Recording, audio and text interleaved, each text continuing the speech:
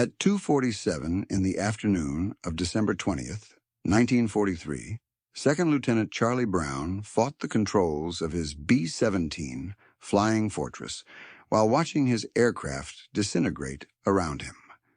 21 years old, a farm boy from West Virginia. His first mission as aircraft commander over Germany. The bomber's name was Ye Old Pub. 10 men aboard when they crossed the North Sea that morning. Now one lay dead in his turret. 4 more bled from shrapnel wounds. Number 2 engine completely gone. Number 4 trailing black smoke. Hydraulics destroyed. Oxygen system shot to pieces. The entire tail section looked like someone had attacked it with a giant can opener. They were 200 miles deep in enemy territory. Alone. The formation had left them behind. That's when Franz Stigler spotted them. A German fighter ace. 27 confirmed kills. 1 more victory away from the Knight's Cross, Germany's highest decoration. His Messerschmitt was fueled, armed, and ready. The crippled American bomber, limping at 500 feet, was the easiest kill he would ever have. He closed in from behind, lined up his shot. His finger moved to the trigger. Then he looked inside the bomber and saw something that changed everything. If you want to see what happened next, hit that like button right now. Subscribe if you haven't already. I'm William Vance, and this is a William Vance production. Charlie Brown had enlisted the day after Pearl Harbor, December 8th, 1941. 17 years old, still in high school in Weston, West Virginia. He'd grown up watching aircraft fly over his family's farm and dreamed of becoming a pilot. By December 1943, he was a second lieutenant with the 379th Bomb Group, stationed at Kimballton, England. His crew called him Brownie. Most of them were teenagers. They'd been assigned a B-17F Flying Fortress. Someone had painted Ye Old Pub on the nose. The survival statistics in late 1943 were terrible. A crew had to complete 25 missions to go home. Most lasted 15 missions before being shot down or killed. The mission to Schweinfurt 2 months earlier had cost 60 flying fortresses in a single day. 600 men gone in one afternoon. On December 20th, the 379th received orders to bomb Bremen. Shipyards, aircraft factories, submarine pens. One of the most heavily defended targets in Germany. Over 300 bombers would participate. Ye Old Pub took off at 10 a.m. The formation crossed the North Sea in tight defensive boxes, each bomber positioned so their combined firepower could drive off fighters. German anti-aircraft batteries opened fire as they approached Bremen. Black bursts of 88mm flak at 27,000 feet. The bombers couldn't maneuver during the bomb run. They flew straight, while shrapnel tore through aluminum. Brown watched a B-17 ahead take a direct hit. It folded in half and dropped from the formation. Ye Old Pub released its bombs. Mission accomplished. Now they just had to survive 200 miles back to England. The German fighters hit them during the turn toward a home. Messerschmitt Bf-109s, Focke-Wulf 190s, veteran pilots who knew exactly how to kill a B-17. The Old Pub took multiple hits during the initial attack. Number 2 engine was hit. They started losing speed. Brown pushed the throttles forward, but the damaged bomber couldn't keep pace. They fell behind.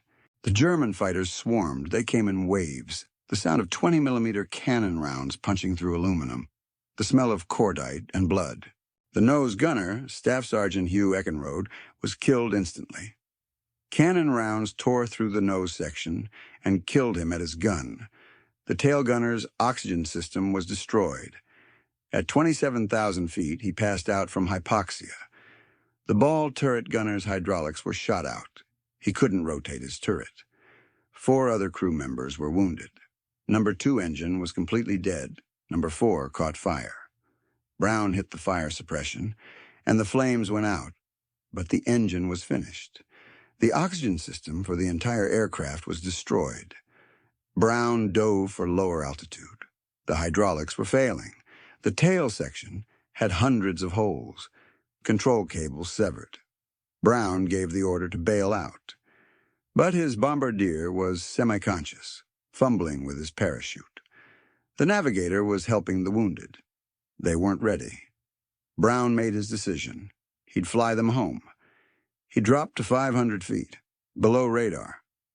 The B-17 shook violently. They were flying below stall speed. That's when Franz Stigler saw them. Franz Stigler was 30 years old. Before the war, he'd been a commercial pilot for Lufthansa. His commanding officer, Gustav Rödel, had taught him something he never forgot. You follow the rules of war for you, not for your enemy. You fight by rules to keep your humanity. Rödel had also said, "If I ever see or hear of you shooting at a man in a parachute, I will shoot you myself." By December 1943, Stigler had 27 confirmed victories. One more kill would earn him the Knight's Cross, the highest decoration Germany awarded. He'd been refueling when he spotted the lone B-17 staggering at treetop level, barely flying, no escort. This should have been the easiest kill of his career. Stigler scrambled and climbed to intercept. He closed in from directly behind. Within 50 meters, close enough to see inside. The tail gunner was slumped in his turret, dead or unconscious. The waist positions were empty or manned by men who couldn't fight.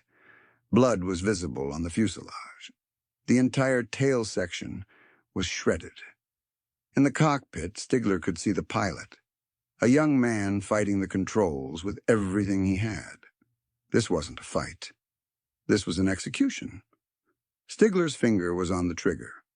One squeeze and 10 Americans would die. He would have his Knight's Cross. But he couldn't do it. To Stigler, this shattered B-17 was no different than men in parachutes. Defenseless. The code said you don't shoot the defenseless. He made his choice. Stigler pulled his Messerschmitt alongside Ye Old Pub's left wing, close enough that Charlie Brown could see him through the cockpit glass. Brown thought the German was moving in for a point-blank kill shot, but Stigler didn't fire. He looked directly at Brown. Then he gestured, pointed north, toward the coast. Brown didn't understand. Trap? Stigler rocked his wings. The international signal. Then he stayed. For over 200 miles, Franz Stigler escorted Ye Old Pub across German territory. He flew formation with the crippled bomber.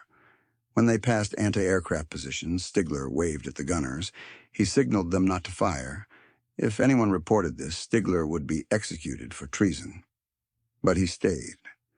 At one point, Stigler gestured toward Sweden. Neutral territory. Land there. You'll be safe. Brown shook his head. Going home. Stigler understood. They reached the North Sea, the boundary. Stigler couldn't follow further without being shot down by British fighters. He pulled alongside one final time, close enough that Brown could see his face. A man, not a monster. Stigler raised his hand in a salute. Then he peeled away and disappeared into the clouds. The Old Pub made it across the North Sea. Barely. Brown aimed for Seething, an emergency airfield. No hydraulics. Landing gear wouldn't extend. Brown belly landed on grass. Ground crew ran to the aircraft expecting bodies. When they saw the damage, they couldn't believe anyone survived. The tail was shredded, one engine missing, blood everywhere. 9 men stumbled out, 1 dead, 4 wounded. Charlie Brown didn't report the German pilot. He feared court-martial, accusations of cowardice. He kept quiet. Ordered his crew to do the same. Franz Stigler never reported it either. He'd be executed if discovered. He buried the story. Both men carried December 20th, 1943 in silence for 46 years. Charlie Brown completed his combat tour, survived the war, came home to West Virginia, built a life, got married, had a family. Franz Stigler survived too, emigrated to Vancouver, Canada after the war, started a business, built a new life, never spoke about the B-17. Both men lived with the memory in silence for decades. In January 1986, Charlie Brown decided to find the German pilot. He was 63. The war had been over 40 years. But he couldn't stop thinking about the Messerschmitt pilot who spared his crew. He didn't know the man's name, didn't know if he was alive. Just a memory. A German fighter beside a dying B-17. He wrote letters, contacted veteran organizations, placed ads in military magazines. He described the encounter, the date, the location, the escort. Does anyone know who this pilot was? 4 years, hundreds of letters, nothing. Then January 1990, a letter from Vancouver, Canada. Neat handwriting, European. I was the pilot of the Messerschmitt that day. Franz Stigler. They met in Seattle, June 1990, both in their late 60s. They embraced like brothers. They talked for hours. Stigler explained why he did it, told Brown about Rudel, about the code, about refusing to murder defenseless men. Brown thanked him. Because of that decision, 9 men came home. Some had children, grandchildren, families that existed because Franz Stigler chose mercy. They became inseparable, visited each other multiple times every year, appeared at air shows together, told their story. Their families became close. They celebrated holidays together. Stigler said it best. I didn't kill them, so I saved them. But they gave my life meaning. Charlie Brown and Franz Stigler remained closest friends for the rest of their lives. They co-wrote their story with author Adam Makos. The book, A Higher Call, was published in 2012. Franz Stigler died March 22, 2008. He was 92. Died peacefully in Vancouver. Charlie Brown died 8 months later, November the 24th, 2008. He was 87. They're buried thousands of miles apart. But their story connects them forever. Because on December 20th, 1943, a German fighter pilot looked into a dying bomber and saw human beings instead of enemies. He chose mercy. He chose humanity. He risked everything to do what he believed was right. And because of that choice, 9 men came home. If this story meant something to you, hit that like button. Every like helps. Share this story. Hit subscribe and turn on notifications. Drop a comment and tell us where you're watching from. United States, Canada, Germany. You're not just a viewer. You're part of keeping these memories alive. Thank you for watching. And thank you for making sure Charlie Brown and Franz Stigler are not forgotten.